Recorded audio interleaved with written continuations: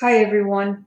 In this video, we're going to go over powers with negative exponents. We're going to start with the definition of a negative exponent. The definition of a negative exponent says if you have an expression a to the negative n, that equals 1 over a to the power of n. Okay, so we're going to go ahead and use this definition to solve some of these practice problems. All right, so here's our first example. In this case, a is 4, and n in this case here is 2. So we're going to follow this basically formula here. So we're going to start with 1 in the numerator, and we're going to take a, which is 4, put that in the denominator, and then what happens to n? What happens from here to here? Whatever that value is, it goes from being negative to positive, so that will be 2. Okay, we're almost done. So that's the same thing as 4 squared is 16, and that's it. And when we end up with large powers, we don't have to simplify them any further. But we have small powers like 4 squared, we should simplify those.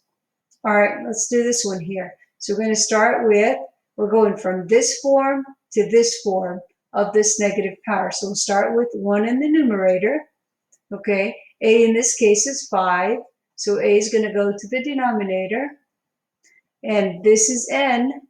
Okay, what's going to happen to n? It's going to go in the denominator, but it's going to change sign, so it's going to be 3. Okay, we can simplify that one. That's a cube right there. That's 5 cubed. That's 125. And we're done. So you see, negative exponents really end up giving us fractions. All right, let's go and do the next one. So we start with 1. That's what we have in our formula here. And then a is 6, so it's going to be 6 to the 3rd power. And we can simplify that. 6 cubed, that's 216 actually. That's one of those cubes you're supposed to remember. All right, let's keep going. So this is going to be the same as 1 over 10 squared. And that's an easy power to simplify. That's 1 over 100. This is going to be 1 over 9 to the 5th power. And we're not going to simplify that anymore. It's a large number. All right, let's keep going. This will be 1 over 8 to the 4th power. Again, we're just following this definition right here. All right, here we have a product. So we have to handle this very carefully. You should read this way. This is the same thing as 3 over 1 times x to the negative 4th. Well, we don't have to do anything to this. This is not a negative power. We're just going to copy that down. This one here, all right, that's going to be 1 over x to the 4th power. You can turn this into a fraction so that you can simplify this further. 3 times 1 is 3, and 1 times x to the 4th will be x to the 4th, and that's it. All right, let's try the next one. This means 6 over 1 times m to the negative 4th power. We don't have to do anything here. We can just copy down the 6, but here we can apply the definition of a negative exponent, giving us 1 over m to the 4th. We could write this as a fraction and then simplify that. 6 times 1 is 6, and 1 times m to the 4th is m to the 4th. All right, let's go to the next one. We don't have to do anything with the 8. We do have to use the definition of a negative exponent here, so that's going to be the same thing as 1 over 4 squared. Well, let's turn that into a fraction and simplify this further. So this is 8 over 4 squared, which is the same thing as 8 over 16, which can be reduced to 1/2. All right, let's keep going. We have some more similar problems. We don't have to do anything with the 6 because it's not a negative power. All right, this is going to be 1 over 3 squared. We can turn this into a fraction. So we'll have 6 over 3 squared. We can simplify that. That's the same thing as 6 over 9. And we can simplify that some more. Divide top and bottom by 3. If you divide this by 3, you get 2. If you divide this by 3, you get 3. So 2/3 is the answer. All right, so this one is different. We have to do each one and then add the result. So this is the same thing as 1 over 2 squared. I'm using the definition of a negative exponent. Use it here again. It's going to be 1 over 2 to the 4th. All right, let's simplify that. That's 1/4. Plus, that's 1 over, well, 2 times 2 is 4, times 2 is 8, times 2 is 16.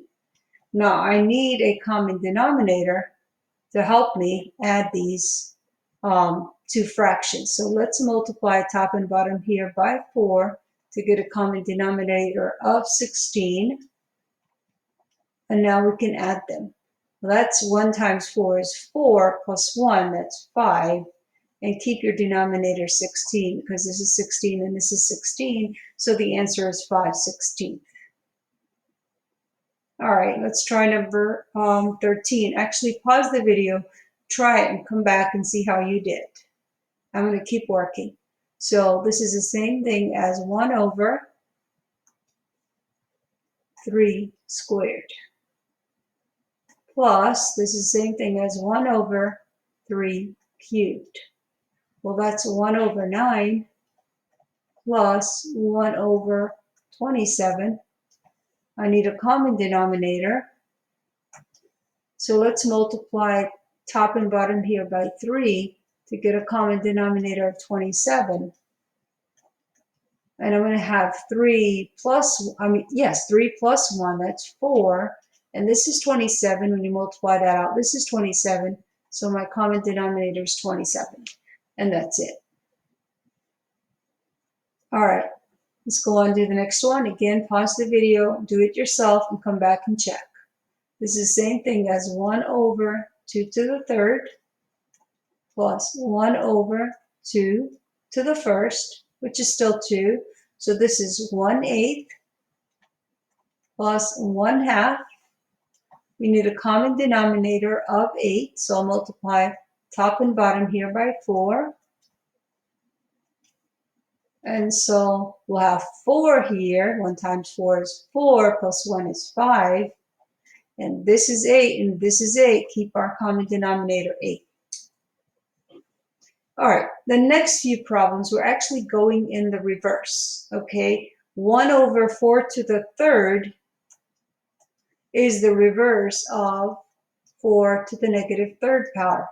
Because if you started with this negative exponent, that would be your answer. This would be your answer. We're just going in the reverse. So what is the negative exponent that gives us this result? That would be 5 to the negative 6th power. All right, you try the next one. What do you think? If you said 9 to the negative 8, that is correct. This is the negative exponent that gives us this result. What about the next one? What do you think? If you said 7 to the negative 4, that is correct. This negative power will give us this result. Excellent. All right, let's keep going. Looks like I skipped 18. No problem. All right, so number 20. Let's do each part by part. 15 divided by 3, well, that's just 5. X to the 10th, I can't do anything with that. I'm just going to keep it and just bring it down. But this is a negative power. This is going to be 1 over y squared. Now, because I have a fraction here, I don't have fractions here. Why don't I turn these into fractions simply by dividing by 1? And then I can simplify it further. 5 times x to the 10th times 1 will be 5x to the 10th. And 1 times y squared will be y squared. All right, let's go to the next one. There's nothing to do here but bring that down. But this is a negative power, so it's going to be 1 over m to the 3rd. and this is x to the fourth. Well, we have a fraction here. Why don't we turn this into a fraction, turn this into a fraction, and simplify this further? 12 times 1 times x to the fourth is 12x to the fourth. And 1 times n cubed times 1 is n cubed. All right, so this is the last one. So 4 to the negative third power is going to be 1 over 4 cubed times, well, actually, let's do this first. Since we have powers with the same base, we can use the product rule here. So keep the same base 4 and add the exponents. Negative 3 plus negative 2, that's negative 5. And now I can use my definition of a negative exponent. I'll start with 1, and it's going to be 1 over 4 to the fifth power. And this concludes this video on negative exponents.